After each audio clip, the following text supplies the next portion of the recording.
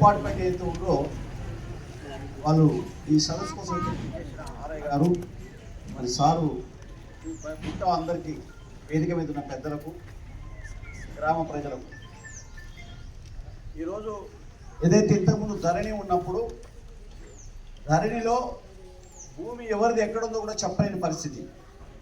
డార్క్లో అంటే అది చీకట్లకు వెళ్ళిపోయేది. ఎవరి పేరు పట్టా అయిందో ఎవరు పట్టా చేసుకోవడం కూడా తెలియని పరిస్థితి ఉండేది.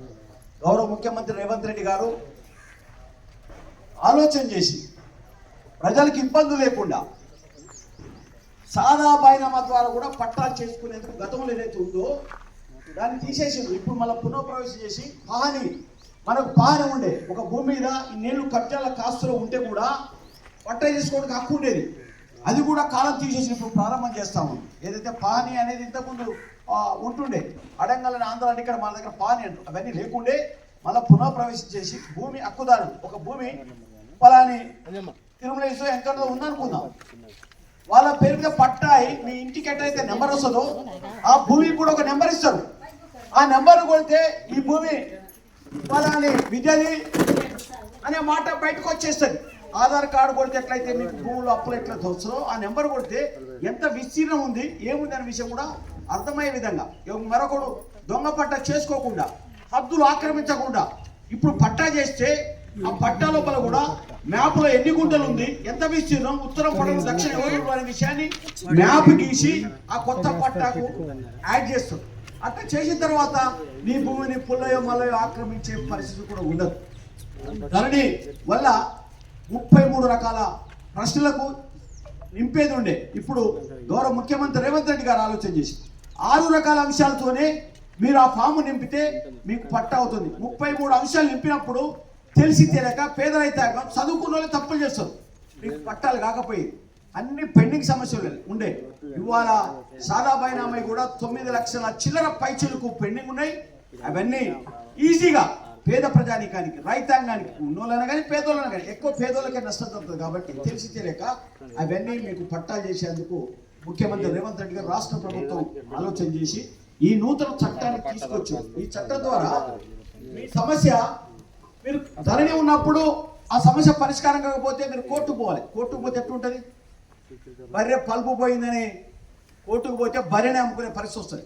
ముఖ్యమంత్రి ఆర్థికంగా ప్రజలకు ఇబ్బంది ఉండకూడదని ఆలోచన చేసి ముఖ్యమంత్రి గారు ఏం చేసిండు, ఇప్పుడు కోర్టు ఎంఆర్ఓ ఆఫీసులో పరిష్కారం కాకపోతే ఆర్డీఓ చేయకపోతే కలెక్టర్ చెప్పాలి.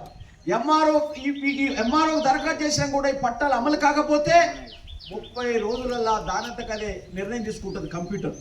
అంటే మీరు దరఖాస్తు చేస్తారు, ఎంఆర్ఓ గారు పెండింగ్ పెట్టి అనుకుందాం, పెండింగ్ పెడితే 30 రోజులలో దానంతకదే పట్టా అవుతుంది. ఆ రకంగా ప్రభుత్వం నిర్ణయం చేసి మీరు కోర్టుకు పోయే ఖర్చు తప్పించడానికి మీకు ఇబ్బందులు తొలగించడానికి ముఖ్యమంత్రి ఆలోచించారు. ఇంకోటి చెప్తున్నా, మీరు గుర్తుపెట్టుకోవాలి, ఈ రామచంద్రపురాన్ని పైలట్ ప్రాజెక్ట్ గుర్తించిందంటే మన ఊరు గ్రామ పంచాయతీ కాబట్టి గుర్తించింది. ఆనాడు మనకు ఇండ్ల పట్టాలన్నీ ఇవాళ ఇండ్లు మంజూరు చేశారు. ఏ గ్రామంలో కూడా ఇండ్లు లేవు, ఇంత పెద్ద గ్రామం అనేది ఇండ్లు మంజూరైనాయి. అదేవిధంగా మీకు రేషన్ కార్డులు ఇచ్చారు, గ్రామంలో కావాల్సిన వాళ్ళందరికీ కూడా అర్హత ఉన్న ప్రతి వాడికి రేషన్ కార్డు వచ్చింది. ఈ రీతిగా అనేక విషయాల్లో మనం పరిష్కారం చేసుకునేందుకు గౌరవ ముఖ్యమంత్రి రాష్ట్ర ప్రభుత్వం పైలట్ ప్రాజెక్ట్ కింద దీన్ని రిజిస్టర్ చేసి ఏమంటారు సెలెక్ట్ చేశారు. ఈ సెలెక్ట్ ద్వారా మన గ్రామానికి అనేక రకాల మేలు జరుగుతున్నాయి. మనం ఈ రాష్ట్ర ప్రభుత్వానికి ముఖ్యమంత్రి రేవంత్ రెడ్డి గారికి మన గ్రామం రుణపడి ఉంది. మీకు రైతు బంధు అందరికీ మాఫీ అయింది, రైతు భరోసా అందరికి వచ్చింది. వేరే ఊళ్ళో అడగండి, మన గ్రామానికి వచ్చింది. మన గ్రామాన్ని ప్రత్యేకంగా ప్రభుత్వం దృష్టిని గుర్తిస్తుంది. కాబట్టి మీరందరూ కూడా ముఖ్యమంత్రి నాయకత్వాన్ని బలపరచాలా. మన ముఖ్యమంత్రి గారితో ఉండాల్సిన అవసరం ఉందనే మాట, కాంగ్రెస్ పార్టీతో ఉండాల్సిన మాట, కాంగ్రెస్ పార్టీ ప్రభుత్వాన్ని బలపరచాల్సిందిగా మిమ్మల్ని అందరినీ విజ్ఞప్తి చేస్తున్నాం. ప్రధానంగా ఒక సమస్య ఉంది. ఏం సమస్య అంటే, సరే ఇప్పుడు రైతు పట్టాలకు సంబంధించి మార్పులు చేర్పులు, సర్వే నెంబర్ తప్పడ్డా, హద్దులు తప్పడ్డా అని మార్చుకోవడానికి ప్రభుత్వం మనకు అవకాశాన్ని ఇచ్చింది. కాబట్టి మీరంతా పెట్టుకోవాల్సిన కోరుతూ ఇంకొక మాట ఏం చెప్తున్నా అంటే, మా గ్రామంలో ఇది రైతుల సమస్య కాబట్టి మీ దృష్టికి తీసుకొస్తున్నా. కలెక్టర్ గారికి ఒక పిటిషన్ రాశాం. గౌరవనీయులైన జిల్లా కలెక్టర్ సూర్యాపేట గారికి నమస్కారం. మధ్యాహ్న మండలంలోని రామచంద్రపురం గ్రామ ప్రజల విన్నపం. రామచంద్రపురం గ్రామ ప్రజలు మధ్యాహ్న మండలం వెళ్ళడానికి బీటీ రోడ్డు లేదా సిమెంట్ రోడ్డు మంజూరు చేయాలని కోట వరకు చర్యలు తీసుకొని కోరుట.